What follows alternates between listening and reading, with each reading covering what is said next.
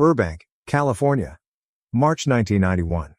The Universal Studios lot on a Tuesday morning, the kind of morning that arrives on a working film studio the way all mornings arrive there, with the specific controlled urgency of a place that runs on schedules and call sheets and the understanding that time on a production lot costs money in amounts that make people move differently than they move everywhere else. The development wing was quieter than the stages. Carpeted hallways, framed posters, the low sound of phones and printers behind closed doors. The kind of building where decisions about what millions of people would watch over the next 2 years were made in rooms that looked like any other office in any other city in America. Jean-Claude Van Damme was 30 years old that morning.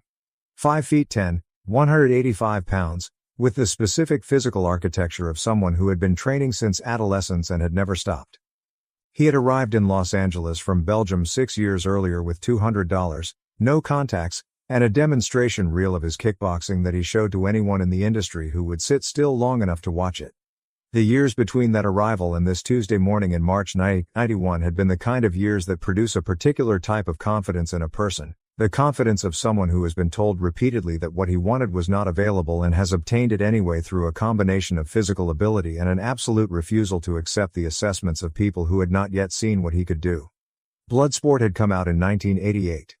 Kickboxer had followed in 1989. Double Impact was in post-production. He was, by any commercial measure available that morning, the fastest rising action star in Hollywood, the man every studio was trying to find the right vehicle for, the fighter whose face was starting to appear on the kind of magazine covers that agents used as evidence in contract negotiations. He was in the development wing of Universal Studios that morning to pitch a project. The project was a martial arts action film built around his specific physical capabilities, full contact fighting sequences, the kind of choreography that required a lead actor who was also a genuine practitioner. He had a meeting with a senior development executive, a man who had been at Universal for 11 years and who had overseen the development of 3 franchises that were still generating revenue. He was the right person to be meeting with. Van Damme had prepared. He knew the numbers on his previous films. He knew the demographics. He knew the argument he was going to make. What he did not know, because nobody had told him, was that the executive he was meeting with had spent the previous 45 minutes in a meeting with Chuck Norris. Chuck "Damme" Norris was 51 years old that March. Walker, Texas Ranger was in development at CBS. Missing in Action and its sequels had performed. Code of Silence remained one of the most respected action films of the decade among people in the industry who paid attention to craft rather than just numbers. He was not, by March 1991, the ascending figure he had been in 1985. He was something different, which was an established figure, a man whose name meant something specific to a specific and reliable audience, the kind of asset that studios value differently than the ascending figure but value consistently and for longer. He had been in the executive's office since 9 in the morning. The meeting had gone well. He had left through the main hallway 20 minutes before Van Damme arrived. The executive had not had time to fully transition between the 2 meetings. His notes from the Norris meeting were still on the desk. His assistant had brought in fresh coffee but had not cleared the previous cups. Van Damme sat down across from him and began his pitch with the energy of someone who had been waiting for this specific meeting for longer than the meeting had been scheduled. The pitch was good. Van Damme was a skilled communicator when the subject was his own physical capabilities and their commercial application. He spoke about the market. He spoke about the international numbers on Bloodsport, which had overperformed significantly in Asia and Europe. He spoke about the specific audience that full-contact martial arts films were reaching that traditional action films were not reaching. The executive listened and asked the right questions, and the conversation had the productive texture of 2 people who understood the same industry from different positions, finding the overlap between what one of them could offer and what the other one needed. Then Van Damme kept going. He had been in the room for 20 minutes and the meeting was going well, and he was 30 years old and his films were making money, and he had spent 6 years being told no by rooms that looked exactly like this one. Something in the combination of those facts produced what happened next. He leaned back slightly in the chair. He said that the market for martial arts action was changing. He said that audiences were becoming more sophisticated about what real fighting looked like, and that this sophistication was going to matter more and more to the commercial performance of films in the genre. He said this in the tone of someone offering an industry analysis rather than making a personal claim, but the personal claim was inside the industry analysis and both men in the room could hear it. Then he said it directly. He said that the previous generation of martial arts action stars had built careers on a style of fighting that looked impressive on screen, but that audiences who had been exposed to full contact competition were beginning to recognize as something different from the real thing. He said this while gesturing with one hand in the specific way that people gesture when they are describing a category they are placing themselves outside of. He said that Chuck Norris was the clearest example of this problem. He said the name without hesitation, in the casual tone of someone citing an obvious example rather than making a targeted claim, the tone of a man who did not expect the name to land in the room with any particular weight. He said that Norris had built his audience on a fighting style that was designed for tournaments and films rather than genuine full-contact competition, and that this was the ceiling that was going to limit the next phase of the genre. He said it with the confidence of a man who had spent the previous decade becoming very good at something and who had confused that achievement with a complete understanding of everything adjacent to it.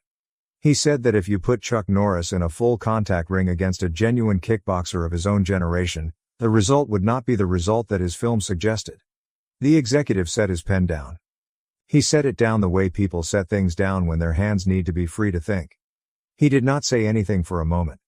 He looked at Van Damme with an expression that Van Damme would not have been able to read correctly in that moment, because reading it correctly required knowing something that Van Damme did not know, which was that the notes on the desk between them were from a meeting with the man who had just been described. The executive said that he found the analysis interesting. He said it in the careful voice of someone who has decided to allow a situation to develop at its own pace rather than redirecting it immediately. He said that he had actually just come from a meeting that was relevant to the points Van Damme had raised. He said that he had been discussing the next phase of the Walker, Texas Ranger development with Chuck Norris, who had been in this office until approximately 20 minutes ago. Van Damme did not say anything for several seconds. Several seconds of silence in a development meeting in a Hollywood studio office is a duration that the people who work in those offices learn to read with some precision. This particular silence had a specific quality that the executive, who had been in many development meetings, recognized. It was the silence of a man performing a rapid internal audit of everything he had said in the previous 4 minutes and arriving at the same conclusion at each stop on the audit, which was that the conclusion he had been reached on the basis of an assumption that had just been removed. The assumption was that Chuck Norris was not in the building. The assumption was not one that Van Damme had consciously made. He had not walked into the meeting thinking specifically about whether Norris was or was not on the Universal lot that morning. The assumption had operated below the level of conscious thought, in the place where all assumptions about what is safe to say operate, the place that only becomes visible when the safety it provided is suddenly gone. He recovered. He was 30 years old and he had spent 6 years recovering from situations that had not gone the way he expected them to go, and recovery was a skill he had developed through repetition the way he had developed every other skill, through doing it many times until the doing of it was faster than the thinking about it. He said that he had great respect for what Norris had built over his career. He said it in the tone of a man adding a qualification to a statement rather than retracting the statement, because retracting the statement completely would have required him to say that the analysis he had just offered was wrong, and he was not prepared to say that. He said that his comments had been about the direction of the market rather than about any individual practitioner. The executive nodded. He picked his pen back up. He said that he understood. He said it in the tone of a man who understood considerably more than what had just been said and who was making a private note about the gap between the two. The meeting continued for another 20 minutes. The project was discussed on its merits. The executive said that he would take it to the team and come back within 2 weeks. Van Damme thanked him and stood and they shook hands and Van Damme walked back down the carpeted hallway toward the lot. The executive remained at his desk after Van Damme left. He had 2 more meetings that afternoon. Before the first of them, he made a phone call. The phone call was to Chuck Norris's assistant, to follow up on a detail from the morning's meeting. At the end of the call, after the detail had been addressed, he mentioned what had happened in the meeting that followed. He described it briefly and without embellishment, the way industry people describe things to each other when the description is the point rather than any judgment attached to it. Norris's assistant relayed the account. It reached Norris the same afternoon. What Norris did with the information was the thing that would be repeated for years afterward by the small number of people who knew the full sequence of events. He did not call the studio. He did not contact Van Damme. He did not mention the episode in any interview or public statement then or in the years that followed. He did the thing that he had done every time in his career when someone had offered an assessment of his capabilities that he considered inaccurate. He went to his school in Sherman Oaks that evening. He trained for 2 hours. He worked on the specific techniques that Van Damme had implied were inadequate for full contact competition: the spinning heel kick, the lead leg side kick, the rear hand combination that he had refined over 30 years of daily practice. He worked on them with the patience and the attention that he brought to everything he had trained for 30 years, the patience of someone who does not need to prove something to a room but who knows what the work is and does it anyway. 3 people were present at the school that evening. 2 senior students who'd trained with him regularly and a visiting instructor from his San Jose school who had driven down for a seminar earlier in the week. All 3 of them would say later, when the full story eventually circulated in the way these stories circulate in the martial arts community, that they had not known that night why he had stayed late or what had produced the specific quality of attention he brought to the session. They had simply noticed that he was more focused than usual and that the session had a different quality than the sessions they were accustomed to. The visiting instructor said that he had watched Norris throw the spinning heel kick 40 times in a row at the heavy bag and that each repetition was technically identical to the one before it and that the power on the 40th was the same as the power on the first, and that this was something he had not seen in 30 years of watching martial artists train. Van Damme went on to make films that performed well internationally and that showcased genuine athletic ability and technical skill that very few performers in Hollywood could have replicated. His assessment of the commercial trajectory of the martial arts genre was not entirely wrong. The market did shift. Full-contact fighting did become more prominent in the culture over the following decade, and the aesthetic he represented did find the audience he had described to the Universal executive that March morning. Chuck Norris went on to make Walker, Texas Ranger, which ran for 8 seasons and 200 episodes and was watched by an audience that the demographic analysis of full-contact martial arts films did not predict and could not explain. It ran until 2001. It is still in syndication.